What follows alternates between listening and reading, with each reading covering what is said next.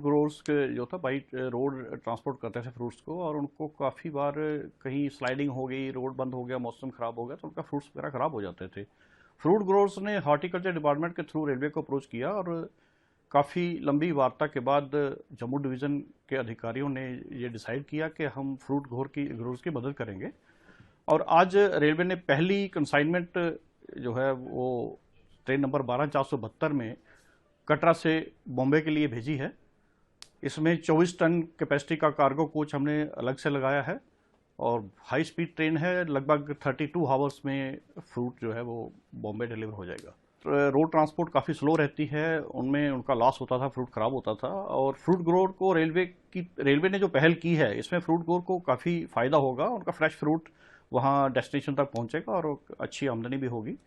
और आने वाले दिनों में आई थिंक के और लोग सामने आएंगे, और रेलवे उसके लिए पूरी तरह प्रिपेयर्ड है।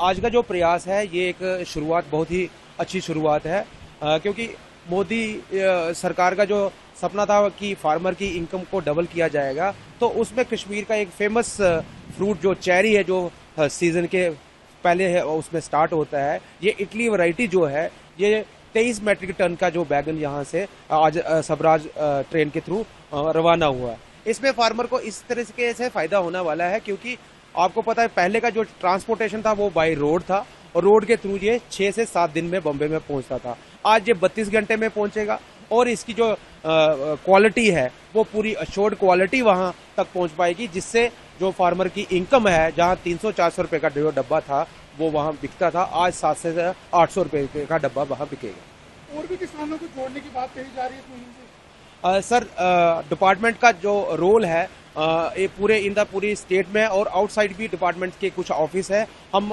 फार्मर के लिए 24/7 उपलब्ध है। हम जितना भी प्रोड्यूस फार्मर का है उसको आगे जोड़ने का प्रयास रखेंगे। ये तो चेरी है, इसके बाद चेरी के बाद प्लम है, पियर है, और एप्पल एयर अराउंड जो है वो यहाँ से इस ट्रांसपोर्टेशन के माध्यम से चलेगा।